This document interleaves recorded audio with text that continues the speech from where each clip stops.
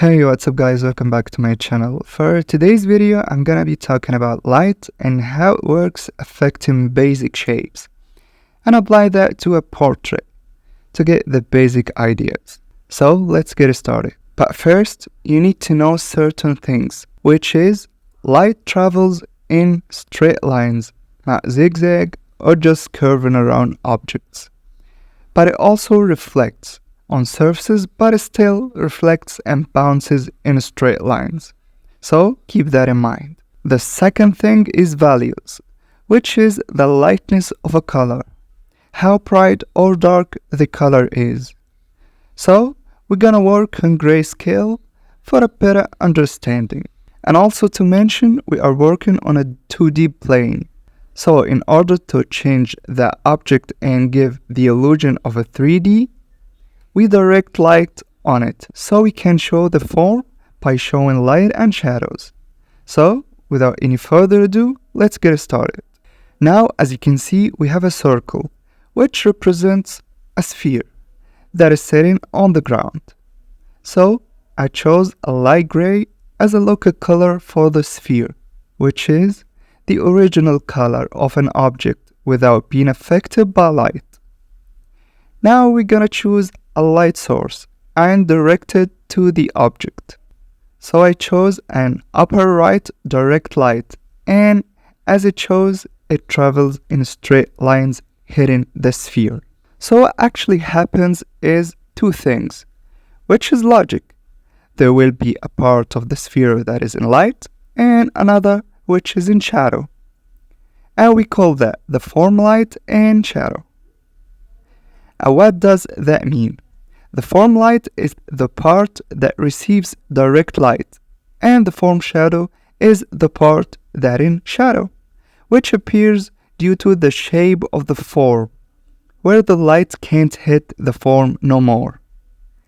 And the third part is the cast shadow, which you see on the ground, which the light can't reach, since it got prevented by the object itself. So the form, which is the sphere, casted a shadow on the ground since it worked as an obstacle against light. And I'll get on how we draw that later, so stay tuned. Now you keep in mind that since we are talking about a sphere, so that means when we draw shadows, the shadows will follow that roundness of the sphere, since it is going to be wrapping around the form. It won't be as I showed like straight half circle. So, as you can see now, it is wrapping around. What form light and shadows part consists of? As you can see, the dark line is called the terminator, and it is the line that divides light and form shadows. And it starts from the tangent points of the light rays, since it is going to be the last point that will be hit by light. So in a different word, it is the start of the form shadow, and as you can see, it wraps around the form.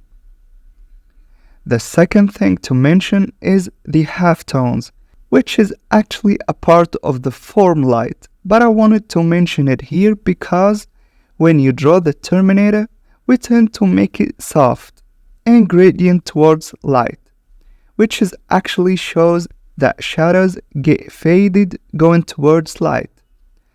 From another perspective, light fades going to the shadows, so it makes a gradient.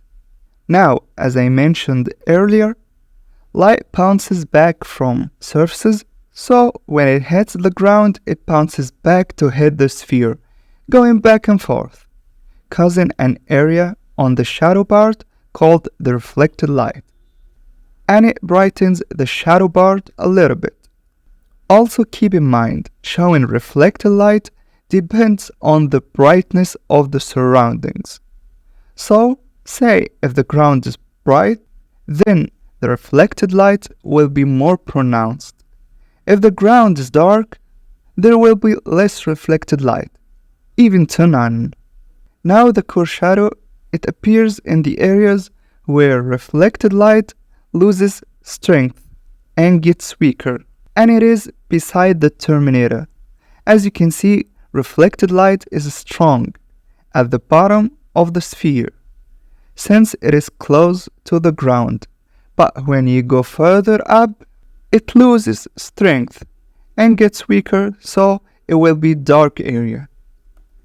So if you have like a bright object so close to the sphere and the reflected light takes the whole form shadow part, then there will be no core shadow. So the cast shadow, as I mentioned, is the shadow formed because of the light being prevented to hit the ground because of the sphere. So it casts a shadow, and you can consider it as the terminator projected on the ground. And it happens by extending those tangent rays to the point that hits the ground, and they take the shape of an ellipse, since the sphere turns into an ellipse in perspective. For the ambient occlusion part, or the occlusion shadow, it is being created when two surfaces get so close to each other that light never reaches this area, so it is almost black. Now for the light part, we have the center light, which is the area that faces most directly towards the light source. And the highlight is the reflection of the light source, and is only visible on reflected surfaces. And its position depends on the viewer's position, but you can actually put it anywhere close to the center light and it will still look believable. And that's it, guys. So let's see the process of bringing that sphere into life. And guys, do not distract yourself with what values should we use. You can just use a dark value, not black, and with a soft brush with the pen pressure on, so you can change the opacity by pressing hard or soft with the pen. And then start drawing. So I start with filling the part in shadow with one dark value, while doing some gradients towards the light, representing the halftones. And after I do that, I drew the terminator with a darker value, and then using an eraser to erase softly the areas close to the ground to show the reflected light. You can start with the terminator if you want, and work from there since it is the separating line, so whatever suits you. Now I'll duplicate the sphere layer and distort it to make an ellipse to the ground, which is the cast shadow. Keep in mind the value of the cast shadow is the value of the form shadow, before adding like the terminator or the reflected light. And I put the layer of the cast shadow below the sphere so I can select it and draw the ambient occlusion with a dark value, which is the darkest of all shadows, and fade it while going away since it is an area that light bounces back and forth from the sphere to the ground and vice versa. Also, the edge of the cast shadow is blurry and soft since light is scattered, and this blurry part is actually called the penumbra. And you're just going back and forth, checking the values, brighten some areas and darken others, till you are fine with the result. So now adding the center light, which is going to be a value that is brighter than the local color and also the halftones. And then using almost white to add the highlight. And that's it, guys. So I'm gonna be using the same technique, painting light and shadows on a cylinder. I determined the light source and then separated the form light from the form shadow.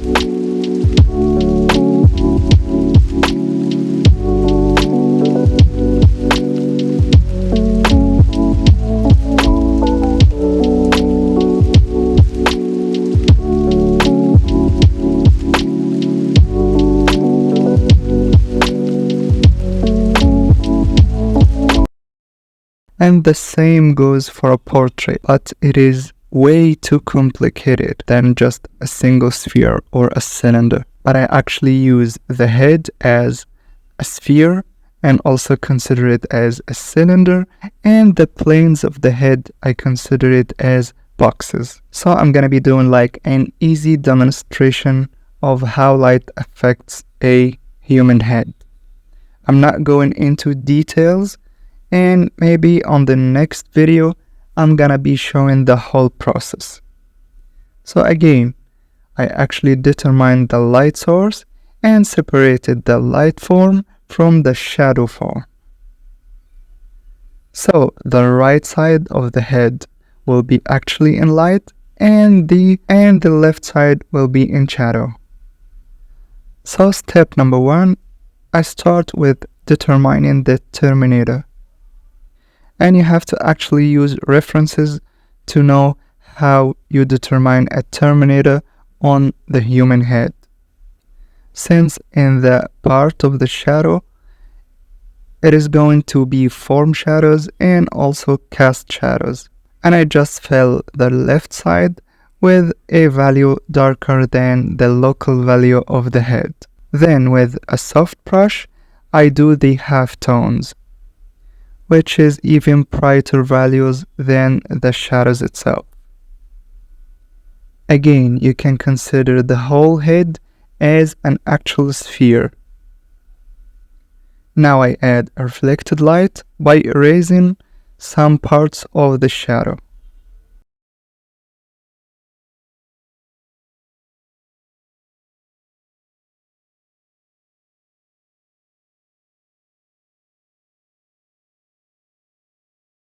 Now it is time to add the highlights, and from there it is a matter of rendering.